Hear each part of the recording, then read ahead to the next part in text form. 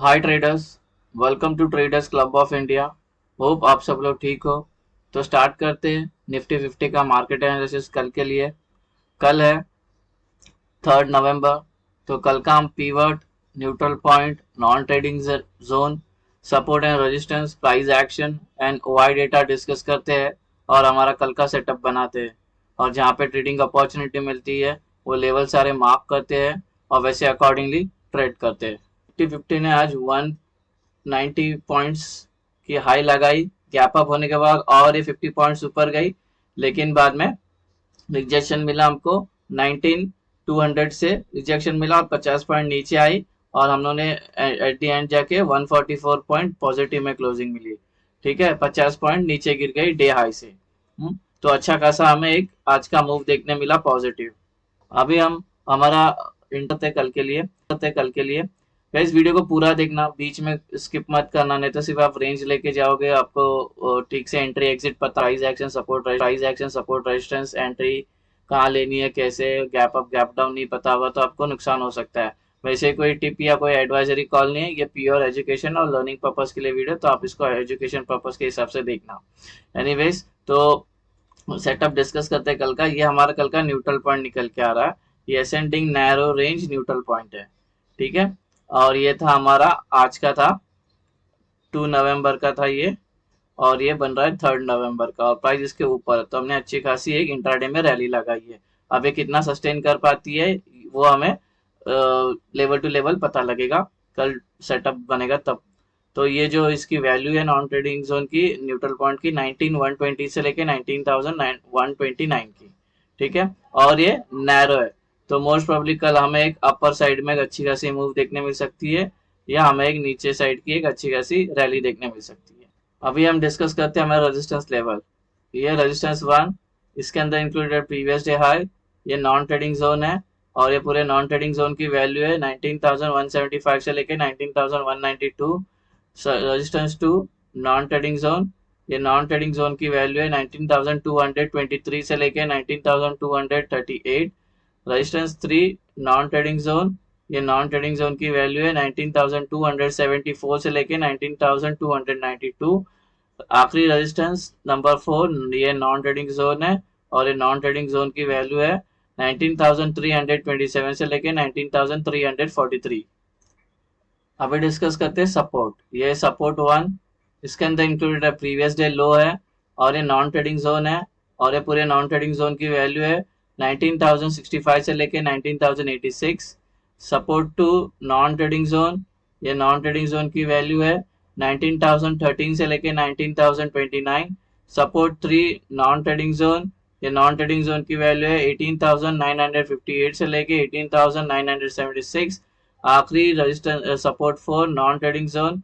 ये non trading zone की value है 18,902 से लेके 18,920। सपोर्ट, रेजिस्टेंस और न्यूट्रल पॉइंट डिस्कस हो गया। कोई रेंज आपको समझ में नहीं आई है तो वीडियो को पॉज करके वो रेंज देख लेना और अपने चार्ट पे प्लॉट करना। अभी हम एंट्री और एग्जिट मार्क करते हैं। गाइस, ये कल की हमारी एंट्री और एग्जिट होगी।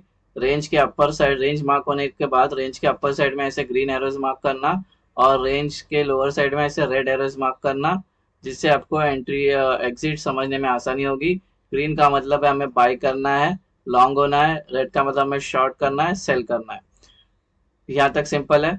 अब एंट्री और एग्जिट लेंगे कब? ठीक है, अगर फ्लैट ओपन होती है, मतलब आज जहाँ पे क्लोजिंग दी कल वहीं पे ओपन होती है और ऊपर ब्रेक करेगी, तब ये लॉन्ग हो गई, बाय करेंगे। ये लेवल ब्रेक करेगा तो ये और इसके टारगेट होंगे ऊपर के जितने भी रेजिस्टेंस है वो। और यहाँ सेम फ्लैट ओपन का नीचे ब्रेक करती है यहाँ पे, तब ये ट्रेड बनेगा, नीचे के सारे लेवलों के टारगेट।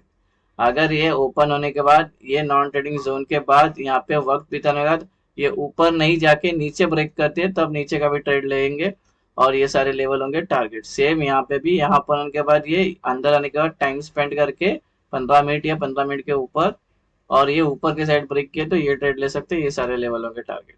डिस्कस करते हैं गैप अप। सपोज ये गैप अप होती है R1 के अंदर और यहाँ पे थोड़ा टाइम बिताती है, टाइम स्पेंड करने के बाद ऊपर ब्रेकआउट किया तो ऊपर का ट्रेड, नीचे ब्रेक डाउन किया तो नीचे का ट्रेड। ऊपर के ट्रेड के ये सारे लेवल होंगे टारगेट, नीचे के ट्रेड के ये सारे लेवल होंगे टारगेट।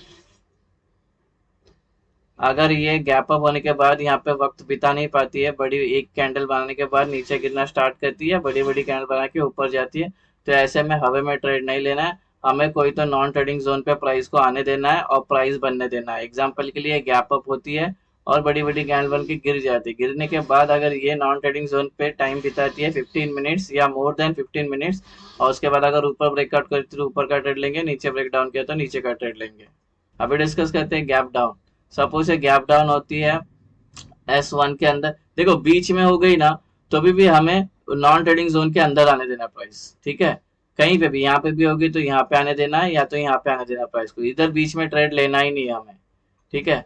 हमें नॉन ट्रेडिंग जोन में ही ट्रेड हमारा सेटअप करना है, ठीक है। प्राइस को उसके अंदर ही बनने देना। एग्जाम्पल के लिए गैप अप होती है, गैप डाउन होती है, इसके अंदर सॉरी सपोर्ट के अंदर 1 के अंदर टाइम बिताती है, टाइम बिताने के ऊपर गई तो ऊपर का ट्रेड, नीचे गई तो नीचे का ट्रेड।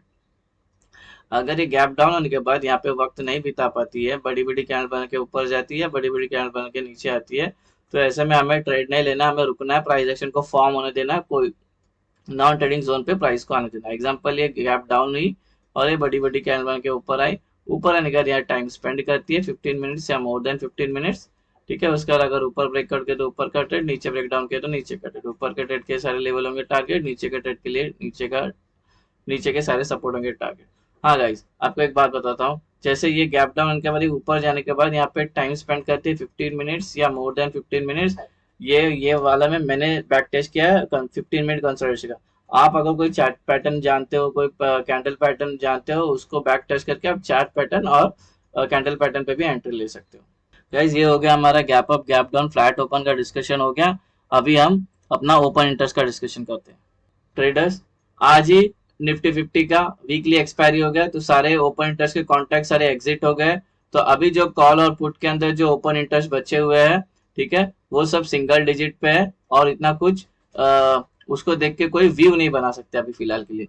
फिलहाल के लिए जो सबसे ज्यादा कॉल राइटर्स के ओपन इंटरेस्ट खड़े हैं, वो सबसे ज्यादा खड़े 19,200 पे यहाँ पे, और पुट राइटर्स के सबसे ज्यादा ओपन इंटरेस्ट खड़े हैं 19,050 पे यहाँ पे, ठीक है। और ये दोनों हमारे S1 और S2 के बीच में आ रहे हैं, और ये वाला R1 और R2 के बीच में आ रहा है। तो यहाँ पे जब एंट्री लोगे तो संभाल के एंट्री लेना, यहाँ रख के प्राइस नीचे आ सकती है, ठीक है। और यहाँ पे भी जब नीचे का आप ट्रेड लेने जाओगे, अगर यहाँ पे कंसोलिडेट होके बहुत देर जब ब्रेक होगी तो शायद ये ब्रेक कर देगी, नहीं तो 1 अटेम्प्ट पे ब्रेक करिए तो मत लेना, क्योंकि ओपन इंटरेस्ट का सपोर्ट है नीचे, ये यहाँ से आके यहाँ पे। इसमें पुट राइटर्स के ओपन इंटरेस्ट सबसे ज्यादा है, हाँ, यहाँ पे बाइंग प्रेशर होगी। और यहाँ पे कॉल राइटर्स का ओपन इंटरेस्ट सबसे ज्यादा है, यहाँ पे होगी सेलिंग प्रेशर। तो यहाँ पे जब प्राइस ऊपर जाएगी तो लग के ट्रेंड रिवर्स हो सकती है, ठीक है। और पीसीआर जो वैल्यू चल रही है वो 0.8 चल रही है, जो कल थी 0.7, आज बढ़ के हो गई है 0.8 हो गई है, ठीक है। 1%, 0.1% की बढ़ोतरी है पीसीआर वैल्यू में, ठीक है। तो फिलहाल के लिए डेटा तो अभी कुछ खास नहीं है। ओवरऑल ट्रेंड बेरिश है, इंट्राडे में हम सिर्फ एक दिन के लिए बुलिश हो गए, लेकिन कल देखते हैं कल कैसा होता है। फिलहाल के लिए डेटा बेरिश, साइडवेज बेरिश है, ठीक है।